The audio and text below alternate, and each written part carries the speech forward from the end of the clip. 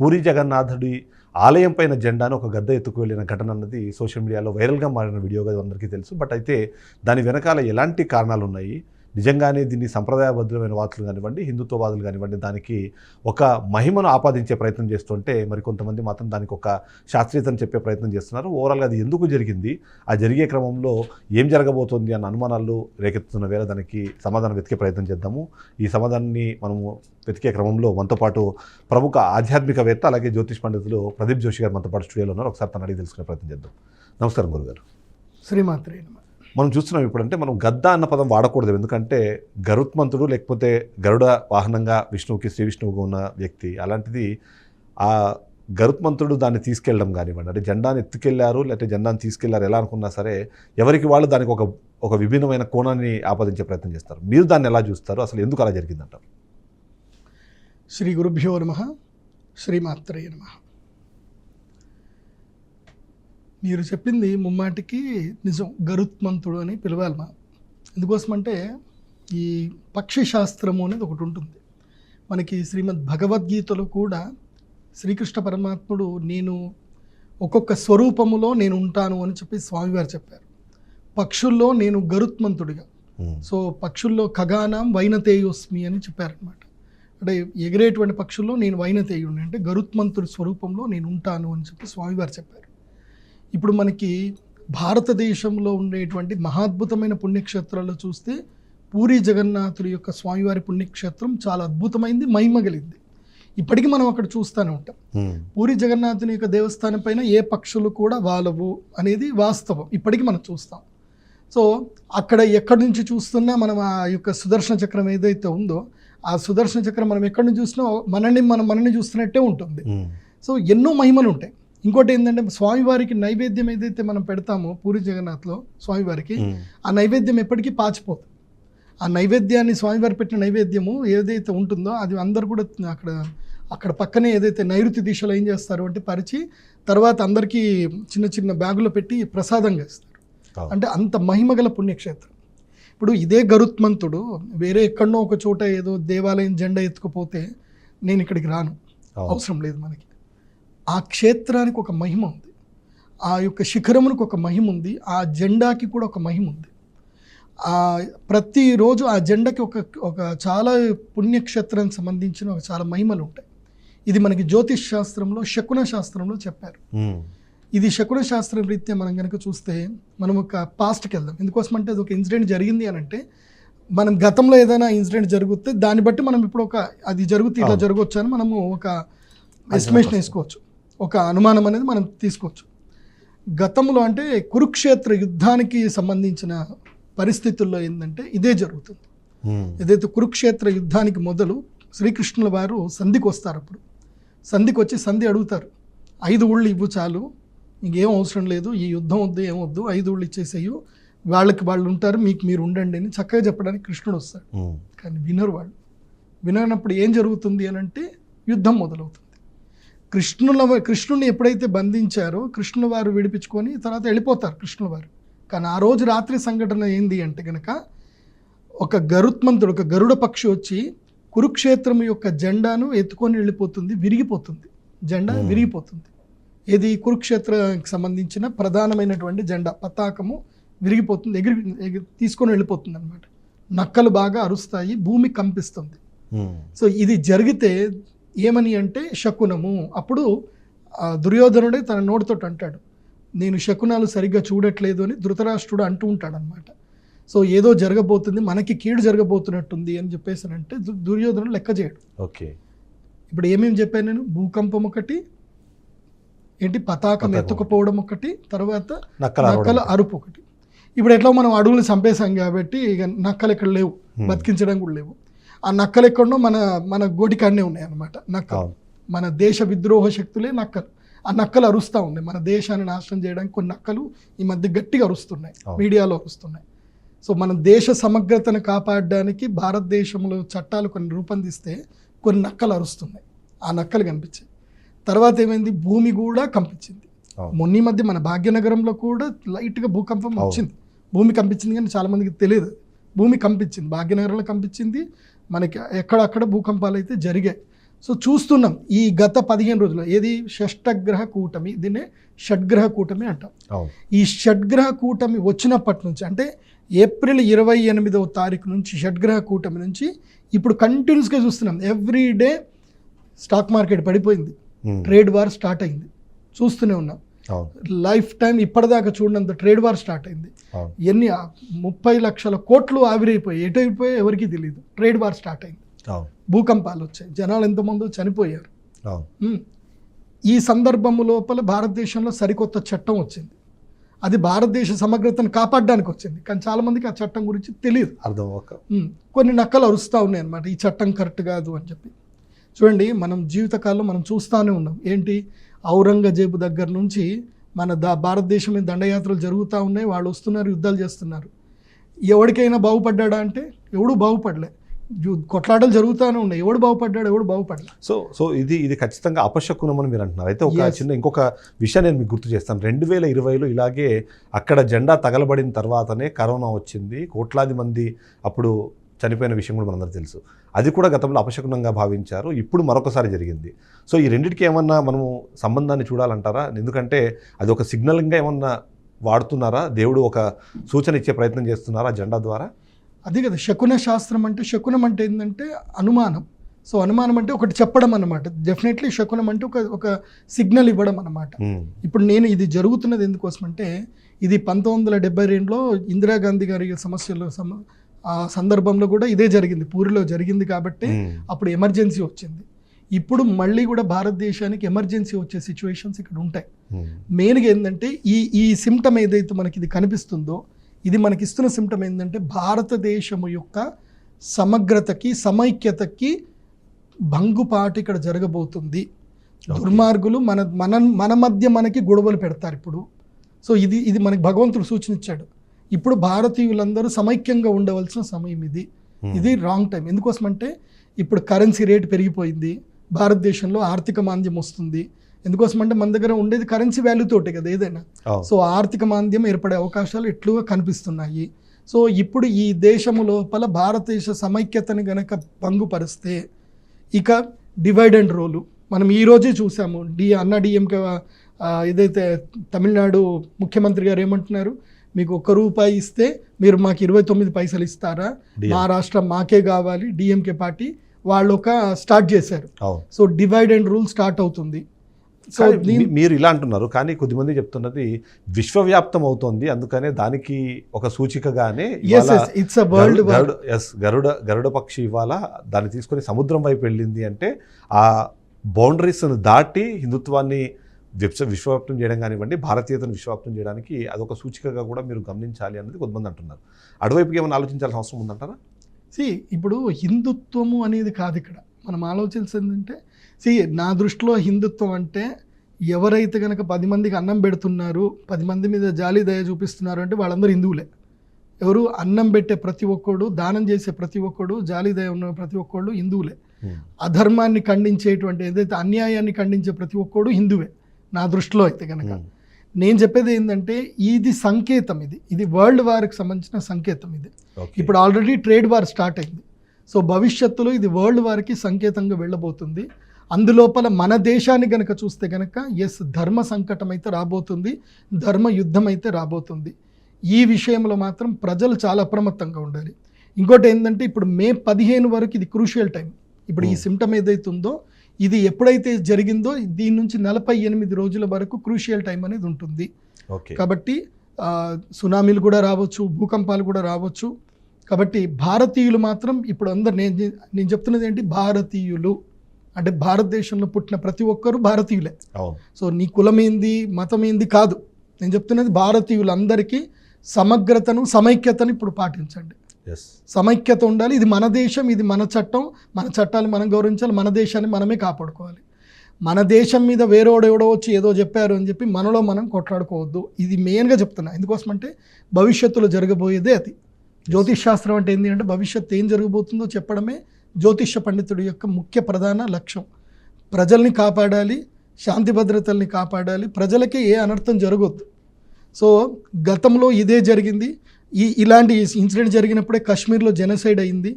ఆ జెనోసైడ్కి సంబంధించిన ఒక స్మాల్ ఇన్సిడెంట్ మనకు కనిపించింది, మొన్న వెస్ట్ బెంగాల్లో కనిపించింది. అవును. ఊర్లో వదిలిపెట్టి హిందువులు బయటకు వచ్చేస్తున్నారు. ఇది కరెక్ట్ కాదు, నేను అదే చెప్తున్నా. సో మీరు అన్నట్టు కురుక్షేత్ర సమయంలో జరిగిన ఇన్సిడెంట్ మనకు రిపీట్ అయింది. మధ్యలో నేను ఇంతకుముందు మెన్షన్ చేసినట్టు 2020లో కూడా ఒకసారి పూరి మీద అదే జెండా తగలబడిన తర్వాత లక్షలాది మంది మృత్యువాత పడిన పరిస్థితి మనకు కనిపిస్తుంది. సో ఇప్పుడు ఈ నష్టాన్ని ఎలా అంచనా వేయాలంటారు? ఎందుకంటే కురుక్షేత్రంలో ఎన్ని లక్షల మంది చనిపోయారంటే అప్పటిలోనే లక్షల మంది చనిపోయారు అని అంటే ఇప్పుడు దాన్ని ఒకవేళ అన్వయించుకుంటే కురుక్షేత్రం కోట్లండి. ఇప్పుడు దానికి ఎన్నో రెట్ల జనాభా ఈ రోజు ఉన్న నేపథ్యంలో సో ఇప్పుడు ఏంటి, ఎలాంటి పరిస్థితులు వచ్చే అవకాశం ఉందనుకుంటున్నారు? ఇదైతే మంచి సమయం అయితే కాదండి. ఇది మనకు చూపిస్తుంది ఏంటంటే నెగిటివే. మేబీ బయోవార్ రావచ్చు, కరోనా లాంటిది కూడా రావచ్చు. కానీ మనుషుల మధ్యన మాత్రం వైరం అయితే క్రియేట్ అవుతుంది.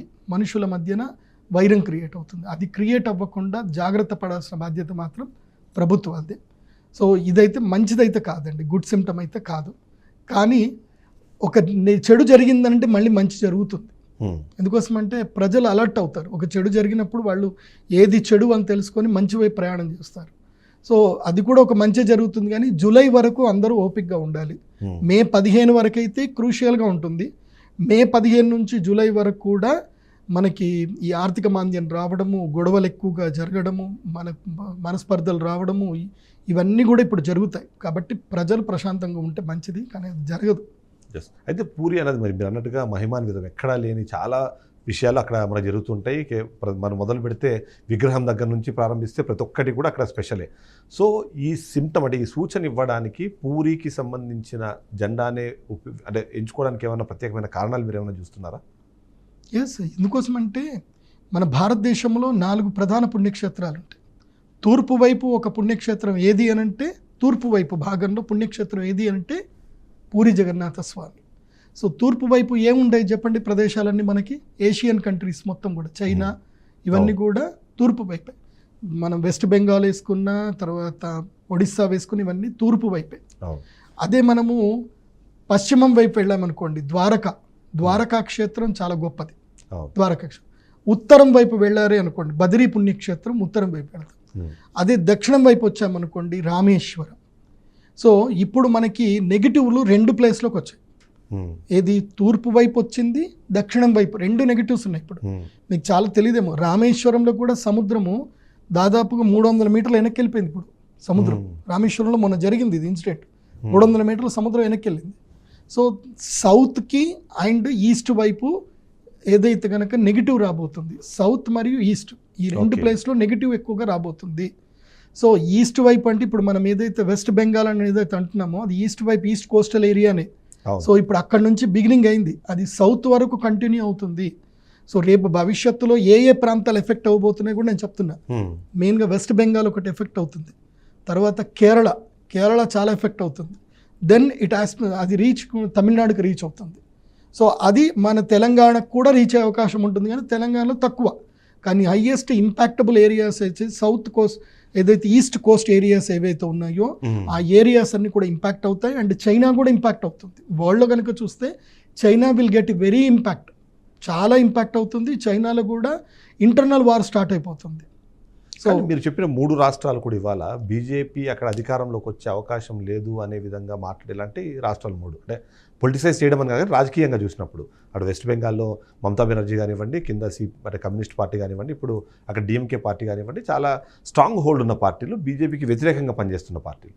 సో అలాంటి ప్రాంతాల్లో ఇలాంటివి అని చెప్పడానికి ఏమైనా ఈ రాజకీయ కోణం ఏమైనా చూడాల్సిన అవసరం ఉందంటారా, లేకపోతే మీరు చెప్పిన శకునం ప్రకారం మాత్రమే దీన్ని అబ్జర్వ్ చేయాలంటారు? So we have a limitations. నా జ్యోతిష్ శాస్త్ర ప్రకారం, నా జ్ఞాన ప్రకారం ఏంటంటే కోస్టల్ ఏరియాస్ అనే చెప్తాను. అట్లాంటి మరి ఒడిస్సా కూడా వస్తుంది కదా. ఒడిస్సా ఇప్పుడు జరిగింది ఒడిస్సాలోనే కదా, ఇది ఎక్కడ స్వామివారి క్షేత్రంలో ఉంది కదా. కాకపోతే ఏంటంటే మనం ఆలోచించాల్సింది ఏంటంటే ప్రస్తుతం ఉన్న పరిస్థితులు. ఎందుకోసం అంటే నేను ఇవన్నీ చెప్తున్నాను, కానీ ప్రస్తుతం ఉన్న పరిస్థితుల్లో మనం ఏం చూడాల్సింది ఏంటంటే వక్ఫ్ అనే ఒక చట్టం. ఇదేంటంటే ఇది చట్టం చాలా మంచిది, కానీ అవగాహన లేనితనం. ఇప్పుడు భారతదేశంలో ఇప్పుడు ఎక్కడైనా ల్యాండ్ బేస్ కదండి ఉండేది. ఇప్పుడు భారతదేశంలో అత్యంత ప్రధానంగా ల్యాండ్లు ఉండేది రైల్వేకి, తర్వాత ఆర్మీకి. ఆ తర్వాత పొజిషన్లో వాళ్ళు ఉన్నారంటే అర్థం ఏంటి? రేపు భారతదేశం వాళ్ళ కబ్జాలకు వెళ్ళిపోవచ్చు కదా. ల్యాండ్ అంతా వాళ్ళ దగ్గర ఉంది అని అంటే అది భారతదేశ సమగ్రత కరెక్ట్ కాదు కదా. ఆ సుప్రీంకోర్టు కూడా అది విచారించాలి, అది ఆలోచన చేయాలి. సో రేపు భారతదేశ సమగ్రతకి ఇబ్బంది కలుగుతుంది అని అన్నప్పుడు అది చట్టం దాన్ని అమలు చేయాల్సిందే. కానీ అమలు చేసే పరిస్థితుల్లో నష్టపోయే వాళ్ళు కొంతమంది ఉంటారు. ఎవరు ఆ భూస్వాములు ఎవరైతే ఉంటారో దాని ద్వారా ఎవరైతే ఫండింగ్ వేసుకొని ఎంజాయ్ చేస్తున్నారో వాళ్ళు తీస్తే ఒక 100-200 మంది ఉంటారు. But they are very impactable persons. వాళ్ళ గొంతు 1,00,000 మందికి వెళ్తుంది. ఆ 1,00,000 మంది చెవులు మూసుకుంటే చాలు. అంటే మీరు అన్నట్టుగా కురుక్షేత్రమైన ఆ స్థలం కోసమో లేకపోతే రాజ్యం కోసం అంటే భూమి కోసం అంతే జరిగింది. కదా. ఆ తర్వాత కౌరవులు ఎంతమంది అండి? ఈ మధ్య జరిగే అన్ని యుద్ధాలు కూడా ఆ భూమి కోసమే భూమి జరుగుతుంది. కోసమే జరుగుతుంది. మనం కాశ్మీర్ కోసం పోరాడినా పాకిస్తాన్తో అది భూమి కోసమే. ఇవాళ అక్కడ మీరు రష్యా ఉక్రెయిన్ మధ్యలో జరుగుతున్నది కూడా భూమి కోసమే పోరాటం. సో ఆ లెక్క ప్రకారం ఈ భూమి కోసం అండ్ వనరులు మెయిన్గా భూమిలో ఉన్న వనరులు, సహజ వనరులు మీరు అన్నట్టుగా. సో ఇది ఆ సంకేతంగా మనం దీన్ని తీసుకోవాలంటారా? 100% తీసుకోవాలి. ఇప్పుడు వక్ఫ్ ద్వారా మనకి భూములు పోతున్నాయి అంటే అర్థం ఏంటంటే, ఇప్పుడు వక్ఫ్ ఇక్కడ భారతదేశంలోనే ఉంది, కానీ ఆ వక్ఫ్లో ఉండేటువంటి కొంతమంది వ్యక్తులు వేరే దేశాలకి వాళ్ళు కనుక వంత పాడితే నష్టం ఎవరికి? భారతదేశానికే కదా. భారతదేశంలో ఉండే ముస్లింలకే కదా నష్టం. అది ముస్లింలు అది గుర్తించాలి. మేము భారతీయులము అని వాళ్ళు గుర్తించాలి. మేము ముస్లింల కన్నా ఫస్ట్ ఏంది మనం అంటే హిందువులు, ముస్లింల కన్నా ఫస్ట్ మేము ఎవరు అంటే ఇండియన్స్. మేము ఈ దేశంలో ఉన్నాము, ఈ చట్టాలు ఇవి మాకు ప్రొటెక్ట్ చేస్తున్నాయని వాళ్ళు గుర్తించాలి. కానీ వాళ్ళు ఎప్పుడైతే అది గుర్తించకుండా మత ప్రాతిపదికన ఎప్పుడైతే మూర్ఖత్వంగా వెళతారో అది దేశానికి అరిష్టం. సో అదే మనకు చెప్తుంది ఇది. సో మీరు అన్నట్టుగా శకుని శాస్త్రం ప్రకారం 2 విషయాలు మీరు నాకు క్లారిటీ ఇవ్వండి. మొదటిది 300 అడుగులు వెనక్కి వెళ్తుంది సముద్రం అంటే అది ఏం సూచిస్తుంది అన్నది ఒకటి. రెండోది ఏదైతే ఇప్పుడు తీసుకెళ్లిన జెండాను కూడా సముద్రం వైపుగా వెళ్ళి మాయమైపోయింది అన్నది ఇప్పటివరకు మనకు వస్తున్న రిపోర్ట్స్ ప్రకారం. అంటే అది కూడా సముద్రం వైపు వెళ్ళింది. సో ఆ సముద్రము అన్నది ఏమైనా ఇక్కడ కీలక పాత్ర పోషించే అవకాశం ఉందా? సముద్రాలకు సంబంధించిన ఎందుకంటే నిన్నటికి మొన్న కూడా మీరు చూస్తే ఏంటంటే బంగ్లాదేశ్లో ప్రస్తుతం ఉన్న తాత్కాలిక ప్రధానమంత్రి చెప్పింది ఏంటంటే బంగాళాఖాతం మాది, అది మాకు సంబంధించిన ప్రాపర్టీ అన్నట్టుగా ఆయన మాట్లాడే ప్రయత్నం చేశారు. అంటే ఎక్కడైనా ఈ ఓషియన్ రిలేటెడ్ ఇష్యూస్ ఏమైనా తెరపైకి వచ్చే అవకాశం ఉందంటారా? ఫస్ట్ థింగ్ ఏంటంటే ఈ సముద్రం వైపు పోవడం వల్ల ఏంటంటే సముద్రాన్ని ఫస్ట్ మనం అర్థం చేసుకోవాలి. సముద్రం అంటే అనంతమైంది, సముద్రం అనంతం. సో అటువైపు వెళ్ళింది అంటే ఇక్కడ ఏం జరుగుతుంది అంటే సముద్రం ఇంకోటి ఏంటంటే అన్నీ దాచుకుంటుంది. అండ్ ఇప్పుడు మనము నదులన్నీ కూడా సముద్రంలో కలుస్తాయి, కానీ ఏమవుతుంది సముద్రం మంచి నీళ్ళన్నీ సముద్రంలో కలిస్తే ఉప్పు నీళ్ళు అవుతాయి. సముద్రం నీళ్ళు తాగడానికి పనిచేయవు, గుర్తుపెట్టుకోండి. సో మనం అది అర్థం చేసుకోవాలి. ఫస్ట్ శకున శాస్త్రం ఏంటంటే మనకి ఏం చెప్తుంది అనే దాని మీద మనం వెళ్ళాలి. సో సముద్రం వైపు వెళ్ళింది అని అంటే ఇప్పుడు జరిగేది ఏదైతే ఉందో అనర్థాలు జరుగుతాయి. అనర్థం అంటే అర్థంది వేస్ట్, పనికి మాలిన గొడవలు జరుగుతాయి, వేస్ట్. దానివల్ల ఒక్క అనా పైసా ప్రయోజనము ఎవరికీ జరగదు, ఇండివిజువల్కి అయితే అసలు జరగదు. అది ఫస్ట్ వీళ్ళు గుర్తుపెట్టుకోవాలి. సముద్రం వైపు వెళ్ళింది అని అర్థమైంది అన్ఎక్స్పెక్టెడ్ థింగ్స్ జరుగుతాయి, అన్వాంటెడ్ థింగ్స్ ఉంటాయి, అన్యూజువల్ థింగ్స్ జరుగుతాయి అనేది మనం ఫస్ట్ అర్థం చేసుకోవాలి. సో ఫస్ట్ భారతదేశంలో ఉండే ముస్లింలందరూ కూడా ఇది అర్థం చేసుకోవాలి. ఎందుకోసం అంటే నేను కూడా మనకి ఎవరైతే భారతదేశానికి సంబంధించిన పిఎంఓకి సంబంధించిన ఏవైతే ఒక జ్యోతిష్ శాస్త్ర పండితుల సమూహం ఉందో ఆ సమూహంలో మేము కూడా ఉంటాం కాబట్టి మేము రిపోర్ట్స్ పంపిస్తాం. సార్ ఇది జరగబోతుంది కాబట్టి మీరు ముస్లింలో ఉండే పెద్దోళ్ళతోటే వెళ్ళి వాళ్ళందరికీ వెళ్ళి ప్రతి మస్జిద్లోనూ వాళ్ళకి అర్థమయ్యేటట్టు దీన్ని చెప్పండి. దానివల్ల ఇవాళనే కదా ఇవాళ నరేంద్ర మోదీ గారు వారు ముస్లింల వాళ్ళందరూ పెద్దలందరూ కూడా కలిసి వక్ఫ్ చట్టం చాలా మంచిది, మీరు మంచి చేశారు, సో ఎవ్రీ ఇండివిజువల్ పర్సన్కి బాగా ఉపయోగపడుతుంది. ఎందుకోసం అంటే ఒక భూస్వామి నుంచి భూమి లాక్కొని ఇండివిజువల్ పర్సన్స్ అందరికీ పంచడం అనేది చట్టం యొక్క లక్ష్యం. ఆ లక్ష్యాన్ని మనం అర్థం చేసుకోకుండా భూస్వాములు రెచ్చగొడితే భూస్వాములు గట్టిగానే కూర్చుంటారు. నష్టపోయేది సైనికుడే, సైనికులు నష్టపోతారు. సైనికుల కుటుంబం ఉంటుంది, సైనికులకు ఆకలి ఉంటుంది, కానీ వాళ్ళని సైనికుల్ని పావులాగా వాడుకుంటున్నారు. ఇప్పుడు ఆ వ్యవస్థ పోయిందిరా బాబు అని అర్థం చేసుకోండి, అదొక్కటి అర్థం చేసుకోండి. నేను ముస్లింలకు అందరికీ చెప్పేది ఏంటంటే ఇప్పుడు ఇది ఒక నెగిటివ్ సిమ్టమ్ మనకు దేవుడు చూపించాడంటే మీకు చెప్పేది ఏంటంటే every individual person will get the benefit. దీనివల్ల బెనిఫిట్ అవుతుంది. కానీ మీరు వాళ్ళ మాటలు విని మీ మత పెద్దల మాటలు విని ఇది నష్టం చేస్తుందని మీరు కనుక వెళితే నష్టం ఎవరికి అంటే ఇండివిజువల్ పర్సన్కే నష్టం. అదే ఈ చట్టం కనుక వస్తే ఇండివిజువల్ పర్సన్కి 100% లాభం. ఎందుకోసమంటే ప్రభుత్వం వైపు భూమి పోతే ప్రభుత్వం పేదలకు భూమి పంచవచ్చు కదా. సో పేదలందరూ ముస్లింలోనూ పేదలు ఉన్నారు, హిందువుల్లోనూ పేదలు ఉన్నారు. పేదరికం మతం చూసుకొని కులం చూసుకొని రాదు కదండి. సో నాకు తెలిసి ఇప్పుడు హైలీ ఇంపాక్ట్ అయ్యేది ఈ చట్టం ద్వారానే హైలీ ఇంపాక్ట్ అవుతుంది. ప్లస్ ఇంకోటి ఏంటంటే ఈ ఐటీఆర్ ఇన్కమ్ ట్యాక్స్లకు సంబంధించి ట్యాక్స్ రిలిమెంట్ కూడా అవును. ఇందుకోసం అంటే ఇప్పుడు రేట్లు పెరిగిపోతాయి.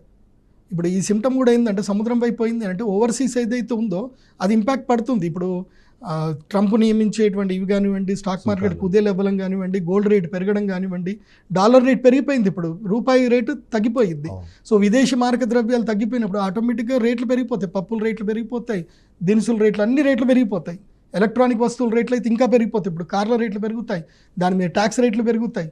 సో కామన్ మ్యాన్కి ఏంటంటే ఇరిటేషన్ అయిపోతాడు.